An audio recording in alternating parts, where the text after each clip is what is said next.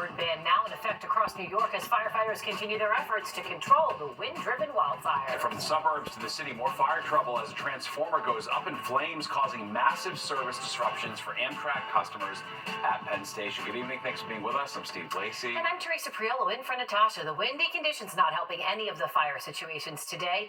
That intense transformer fire erupted around 2 o'clock.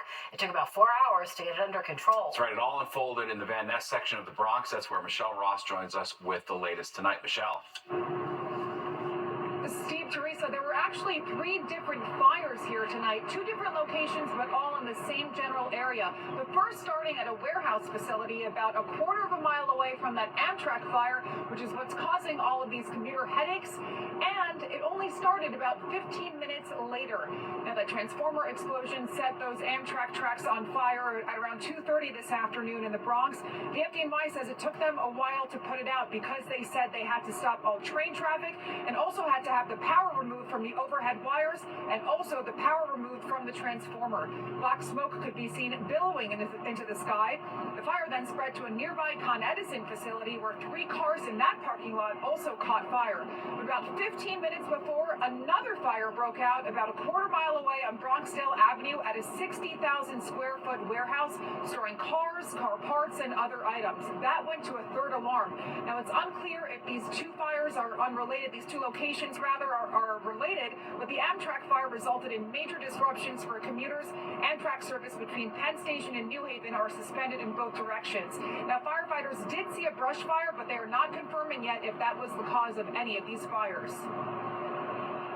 Again, we're not sure if this was brush fire was the cause, but brush fires, right now it's extremely dry. As you know, we haven't had rain for quite a while, and there's been more brush fires in the past 11 days than we've had in any previous month in over 2 years. Now, no injuries, luckily, were reported. No injuries at all as far as any civilians or firefighters. But the FDNY is warning tonight, asking the public to not start any outdoor fires and to properly dispose of any cigarettes. Back to you guys. All right. Thanks, Michelle. The weather hampering efforts to put a stop to wildfires burning across New York and New Jersey. The dry conditions causing Governor Hochul to issue a statewide burn ban through the end of the month. The Jennings Creek wildfire is the largest, burning more than 2,200 acres. Right now, it's just 30% contained. Fox 5's Richard Giacobbe is in Hewitt, New Jersey, with more on the firefight. As the sun set, the National Guard Black Hawk choppers scooped up hundreds of gallons of water from Greenwood Lake to dump over the thousands of acres still burning tonight in Sterling Forest. Identifying all the risks that are out there and how to mitigate those risks so we keep ourselves in a dangerous situation as safe as we can while still protecting lives and property.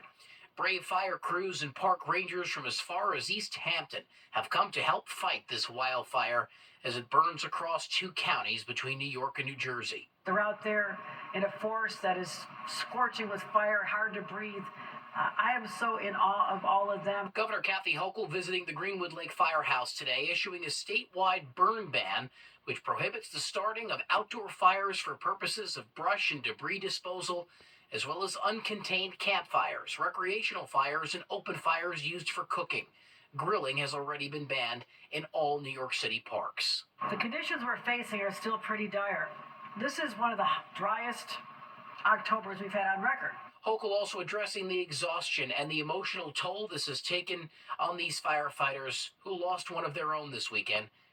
18-year-old volunteer firefighter Dario Velasquez was hit by a tree while battling the flames on a mountain. He was clearing brush, flammable materials, creating the fire line. No matter what the job is out there, these are dangerous jobs. And that danger is only growing.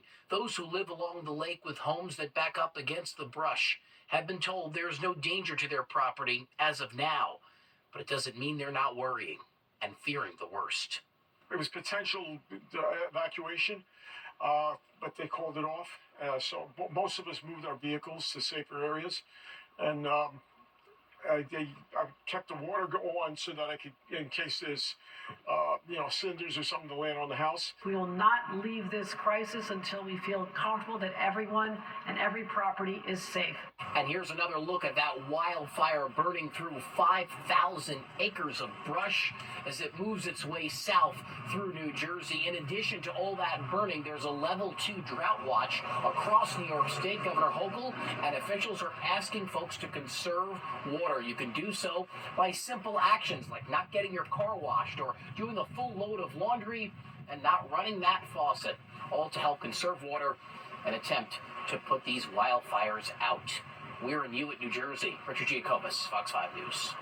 All right, let's turn now to our forecast. Temperatures have taken a major dip, but those windy conditions are continuing to fuel those fires. Yeah, let's get right to Audrey Puente with the first look at the forecast. Audrey. Very true. And where Richard was located just on the border of western Passaic County over towards Orange County. And that's why we have that fire still burning as of this late hour here.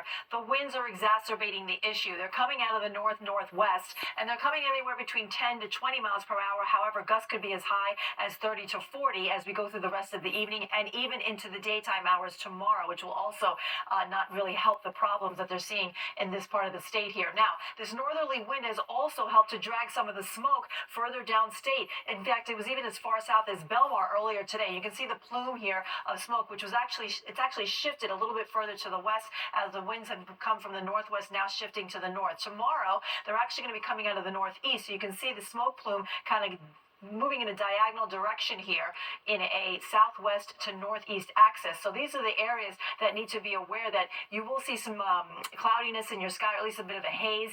Breathing may be an issue for those of you with respiratory problems, so you may want to stay indoors if you're in this area tomorrow. And if you are going to head outdoors, you may want to wear a mask so you can avoid some of that particular matter that is actually hovering in the air there.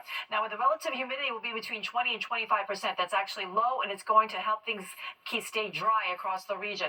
Factor in those wind gusts. Anything that is ignited will likely spread quickly with all the conditions that we just explained to you. So tomorrow we are expecting another dry day after a clear night. Temperatures will also take a big drop. We're in the 40s right now. We're going to be below the freezing mark across parts of the region. I'll have the details coming up. Steve and Teresa? All right, Audrey, thank you. And you can stay up to date on the wildfires and their impacts with the Fox Local app. That's on your phone. You just scan the QR code to watch our live newscasts and more wherever you are. Download the free Fox Local app now. New tonight, a Queens jury has convicted. Sentencing is set for December the 7th. A judge delaying a decision on whether to throw out Donald Trump's conviction in his hush money case. Prosecutors still figuring out how to proceed after Trump won the election. Trump's lawyers say the case should be dismissed so it does not interfere with his ability to govern. Trump, of course, was convicted last May of falsifying business records related to a payment made to adult film star Stormy Daniels ahead of the 2016 election. Trump has denied wrongdoing. His lawyers say a Supreme Court ruling on presidential immunity should have prevented jurors from seeing certain evidence. The judge holding off on a decision for at least a week.